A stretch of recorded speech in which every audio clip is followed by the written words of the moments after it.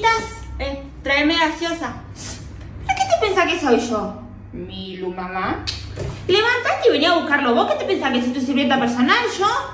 ¿Vos no viste la mamá pájaro que le trae comida a los bebés pajaritos para que coma? Bueno, Mira, sí. ¿vos sabías que a veces la mamá de los pajaritos a veces los tira a la mierda de los nidos para que se mueran? ¿Sabías? ¿Qué me estás tratando de decir? Que te levantes y vengas a buscar las cosas vos, porque si no te tiro del nido también. Vení y búscate las cosas vos. Y no grites que no vendes nada, Soy una pájaro mala.